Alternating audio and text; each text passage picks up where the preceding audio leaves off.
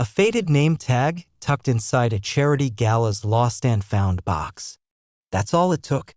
One glimpse and Zach Rember's world tilted. 5 years ago, she vanished without a word. Amanda Singh, the girl he met at summer camp, the girl he loved through late-night campfires, muddy sneakers, and laughter that felt like forever. Then, one day, she was gone. No goodbye. No trace. Now she stood across the ballroom smiling like a stranger. She didn't recognize him. Didn't remember the summer that changed everything. An accident had taken her memories. But not the way she made him feel. And as Zach, now a guarded, grieving millionaire, watched her laugh like it was the first time, he made a choice. To love her again. To start over. Even if it broke him twice. Before we dive into the story, comment below where you're watching from. Enjoy the story, everyone. The ballroom shimmered with quiet power, a space designed for influence, not warmth. Men in tailored suits discussed numbers disguised as dreams.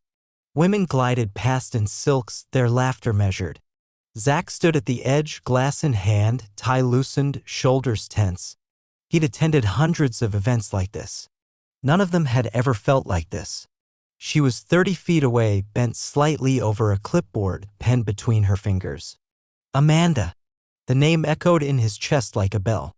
Her hair was longer now, pulled back in a loose braid, but her profile hadn't changed. Not the slope of her nose, not the way she bit the corner of her lip when thinking.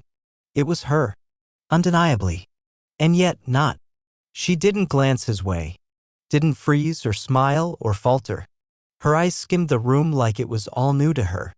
He prepared himself for this moment 1,000 different ways, imagined anger, joy, confusion.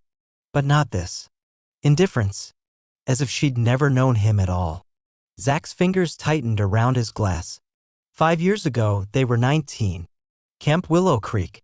A sun-faded place with broken paddle boats, mosquito nets, and the kind of nights that carved themselves into you. He hadn't even planned to be there. His father wanted him working summer internships, shadowing board members, building the Rember legacy. But Zach had chosen something else that summer. Something real. He chose her. He could still remember the first time he saw Amanda. She was crouched by a group of kids, demonstrating how to build a fire with sticks and dry grass, her sneakers muddy, her laugh unfiltered.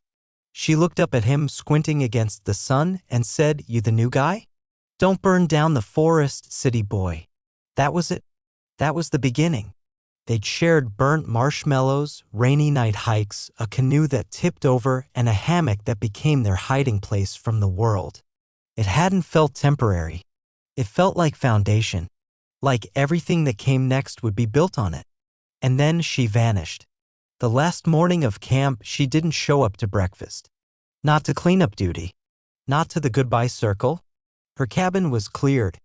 The staff said she'd left early, family emergency. But no one had her number. No forwarding address. Just silence. Zach had searched. For months. Then years. But it was as if she had never existed. Until now. She turned slightly, flipping a page on the clipboard, and he saw her name stitched above her heart. Amanda. Her fingers danced lightly along the edges of the table, checking placements, coordinating. She looked focused. Strong. And yet something in her expression, just behind the calm, looked unfinished.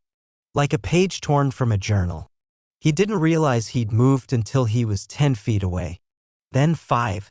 Amanda glanced up and looked right through him. Polite. Professional. No flicker of recognition. "Hi," Zach managed, his voice low and calm, though his pulse screamed otherwise. She smiled, warm, distant. "Hi there. Are you with the Rember Foundation?" Zach's heart stumbled. "In a way. I'm Amanda. I'm helping coordinate the silent auction tonight." She extended her hand. He stared at it for half a second too long before shaking it gently. Her grip was light, businesslike. "I'm Zach," he said finally. No reaction. No shift in her gaze. He could have been any guest. She tilted her head slightly as if reading him. "Are you looking for the donor table? Or one of the speakers?" "I was looking for you," he wanted to say. Instead, just wandering. Amanda nodded. Well, welcome.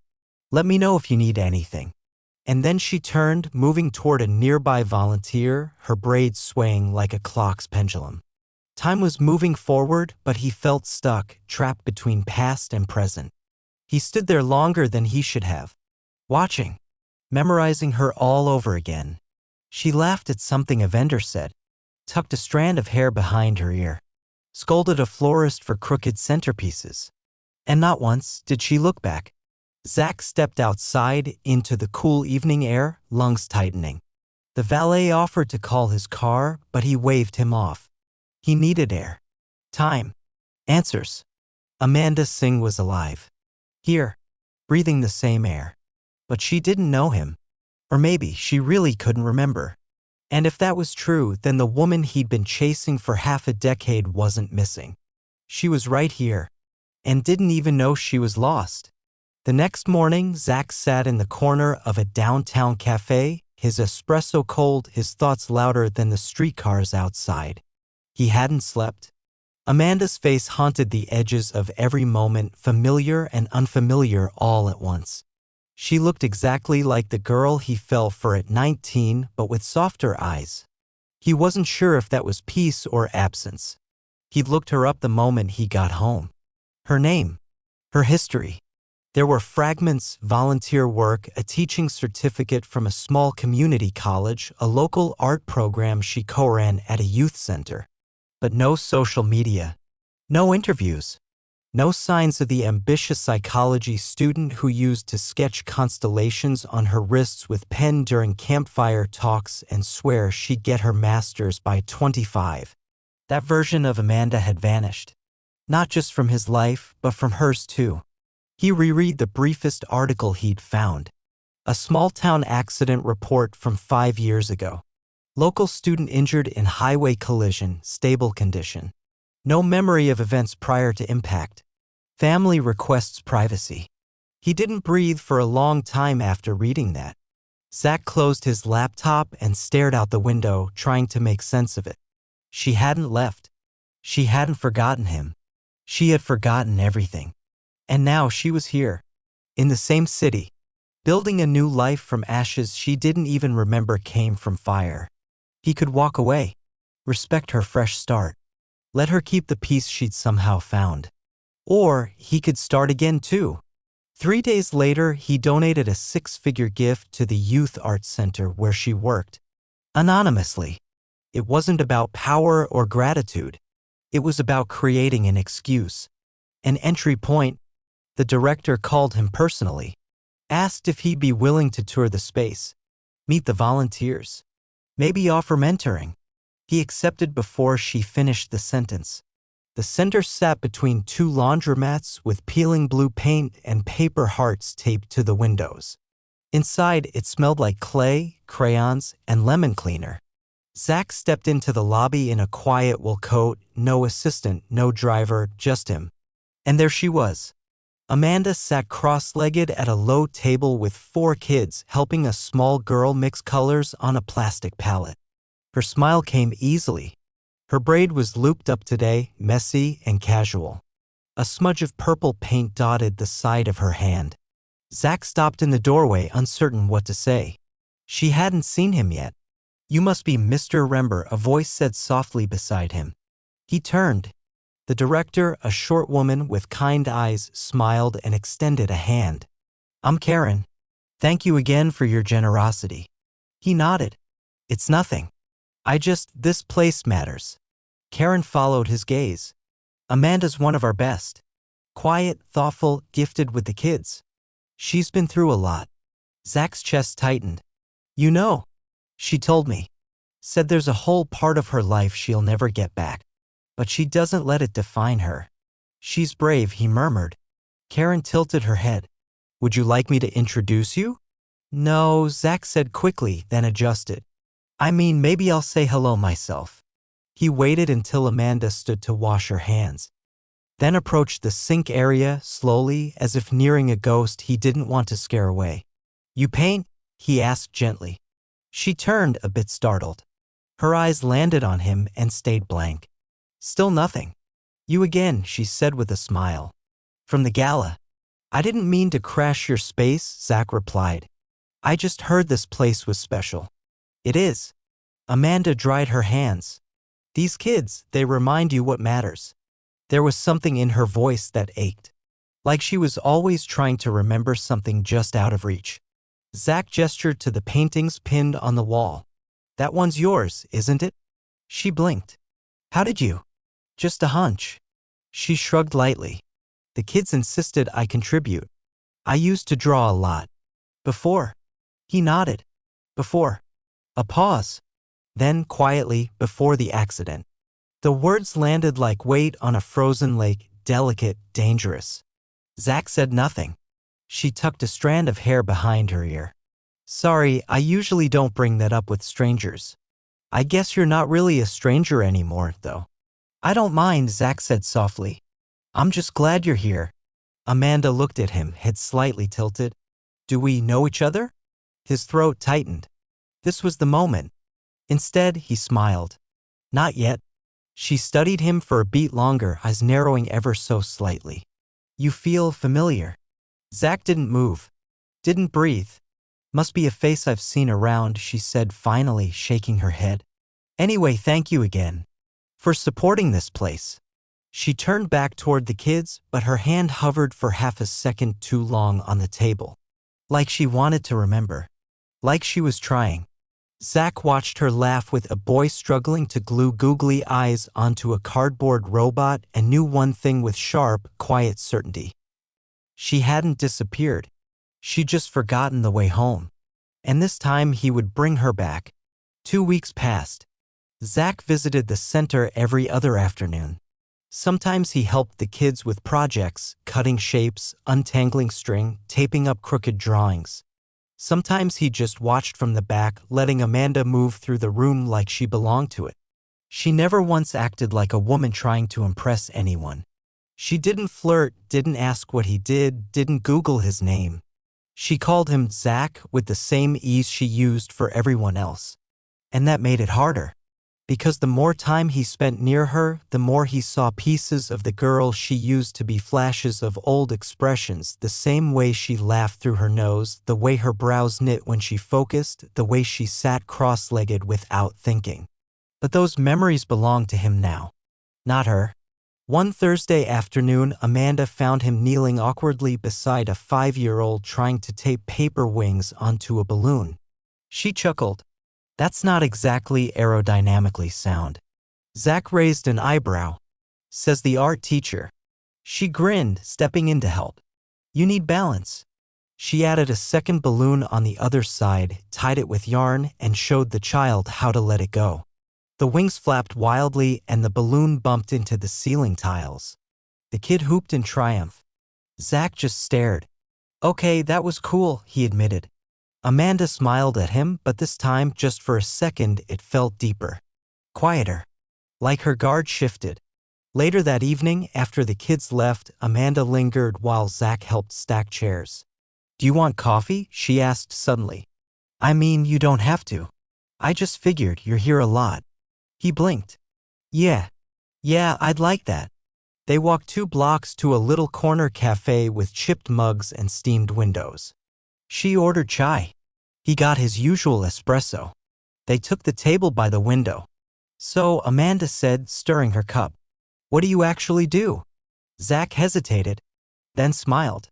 Finance. She raised an eyebrow. Okay, that's vague, but true. I'm involved in a few companies. You talk like a guy with secrets, she teased. Zach laughed softly. Maybe I am. She sipped her drink. Let me guess. You're secretly a billionaire who hides in community centers to feel normal. Zach nearly choked. Amanda laughed, unaware of how close to the mark she'd hit. Too much? Sorry. I have this habit of making up wild stories when people are vague. It's fine, he said, recovering. I like your imagination. She shrugged, setting her mug down. Honestly, it's the only part of me that still feels like mine. After the accident, there's a lot that's just empty. He didn't respond. Couldn't. Her openness made his chest hurt. "Sometimes I wonder who I used to be," she added, voice quiet. "Like, was I kind? Was I selfish? Did I fall in love easily?" "You were kind," Zach said before he could stop himself. She looked at him, surprised. "I mean," he corrected, "you are kind. That doesn't come from memory." She smiled again, but something flickered behind her eyes. She studied him. "You're strange, Zach." "How so?" "I feel safe with you," she said simply. "And I don't know why." Zach looked down, fingers tightening around his cup. She didn't say anything else, but the silence between them shifted. No longer awkward, just full, like breath held. They met again the next day, then again, and again. They sat on park benches, helped paint a mural, argued over whether vanilla or chocolate was the superior muffin flavor. He caught her humming a song they used to sing at camp. She sketched his face one afternoon as a study, then blushed and tore it up when she realized he saw. Once, she turned to him as they walked toward the subway and said, "Do you ever feel like you've already lived something before?" Zach nodded, heart in his throat. Every day. The next week, she invited him to a small open mic night the center hosted. She didn't perform, but she organized it, made name tags, arranged chairs, poured lemonade. He watched her move between people with ease, laughing, listening, alive. When it ended, she sat beside him on the steps outside, legs pulled up beneath her. "My parents think I shouldn't get too close to anyone," she said suddenly. "They think I'll be hurt again if the memories ever come back and contradict what I have now." Zach exhaled. "What do you think?" "I think, if something comes back, it'll only mean more, not less." She looked at him. "You ever think about that? What if we're more than one version of ourselves?" "I think," he said slowly, "you've always been the same where it matters." She watched him like she was searching for something she couldn't name. Then she said, "Can I ask you something weird?" "Always." Amanda leaned in, eyes wide, curious, vulnerable. "Did we ever meet before?" Zach didn't answer right away. He looked at her, really looked at her, and whispered, "Once. A long time ago." She smiled. "Thought so." And somewhere deep in her bones, even if her mind couldn't remember, something in Amanda Singh began to trust the feeling she'd known this man long before he ever told her his name. It started with a whisper, not from Zach, not from Amanda, but from a staff member at the center, a college intern with too much time and a habit of watching everything. They were standing near the coffee machine, Amanda's sketchpad open beside her. Zach had stepped out to take a call. "You know who he is, right?" the intern asked casually, blowing on her tea. Amanda blinked. "Who?" "Zach Rember." Amanda smiled. "Yeah, Zach." "No," the girl laughed. "Like Zach Rember, as in Rember Tech, Rember Foundation, Forbes under 30 to rule the world. He's a literal billionaire." Amanda froze. "Wait, what?"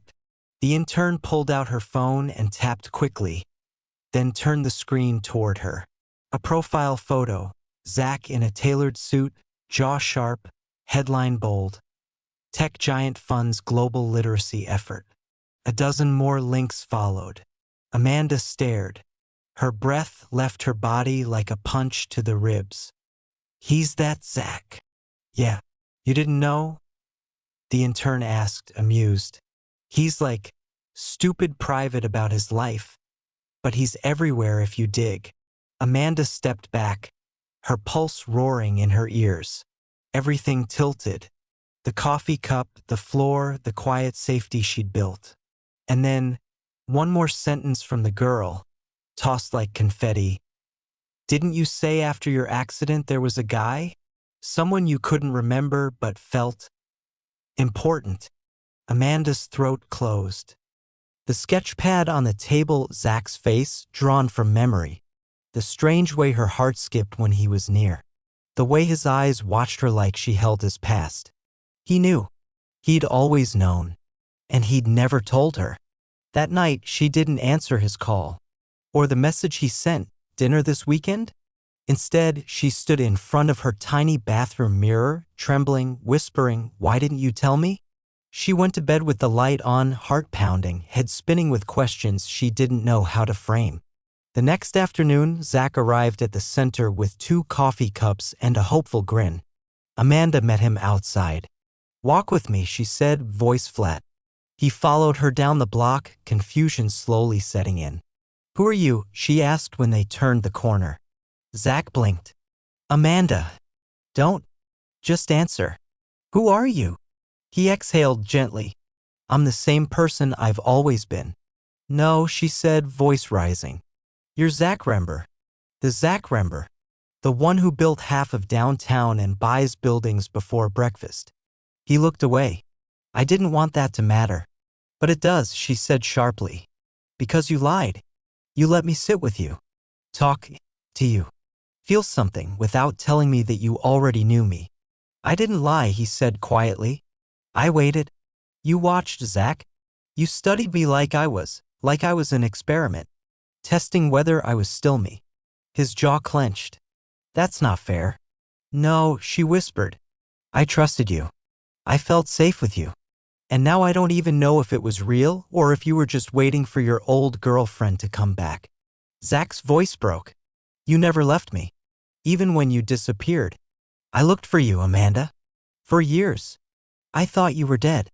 Do you understand that?" She stared at him, breath trembling.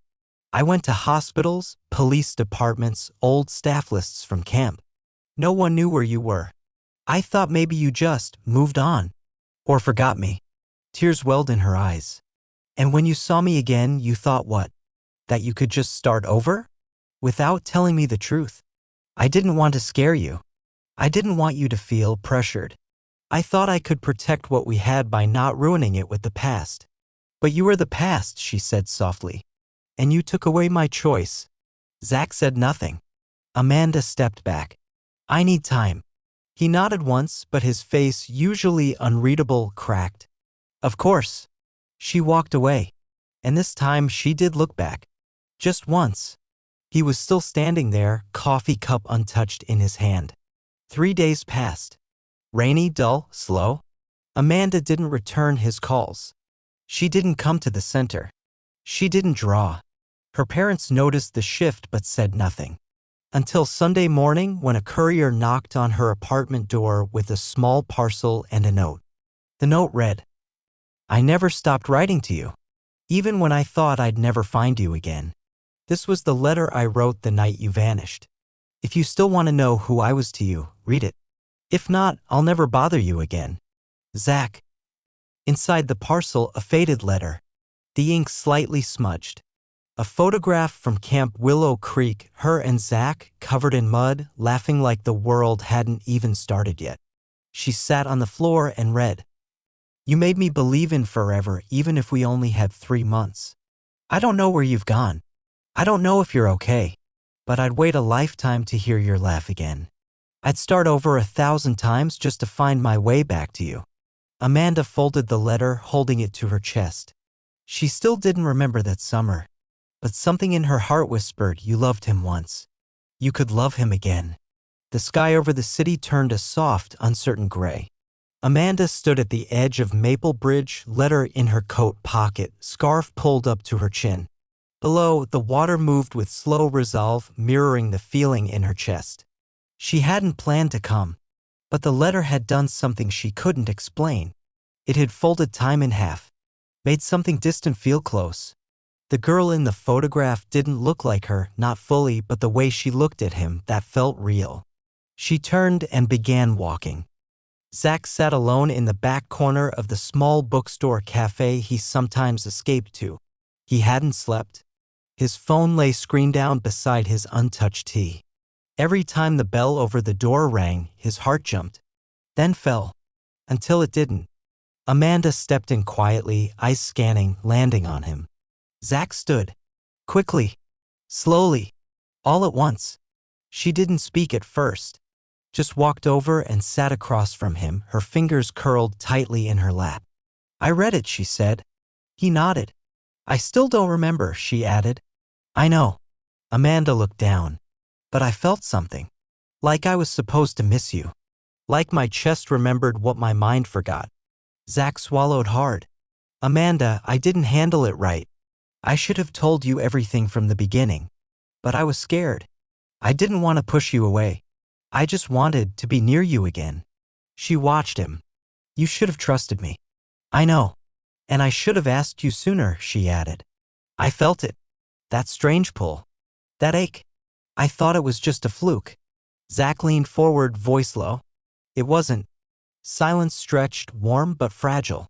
She reached into her bag, pulled something out, and placed it on the table between them. A sketch. New. Freshly inked. It was him. Not perfectly, a little sleepy-eyed, too much shadow on the jaw, but it was him, and he was smiling. Laughing. Amanda's voice was soft. I didn't know I remembered how you looked when you laughed. But my hand did. Zach looked at it like it was gold. You drew this. She nodded. This morning. I didn't even think about it. Just started. Zach ran his fingers lightly over the paper. Amanda. She blinked hard. I'm scared, Zach. I don't know how to do this. I don't know who I was. We'll find out, he said. Together. If you want. Her breath caught. Even if I never remember everything? I don't want who you were. I want who you are now. The version that still draws. Still laughs. Still walks across bridges when she doesn't have to. She laughed tearfully. You always say the exact right thing. Only with you, he whispered. They left the cafe together, walking side by side without touching. Until halfway down the block, Amanda reached for his hand.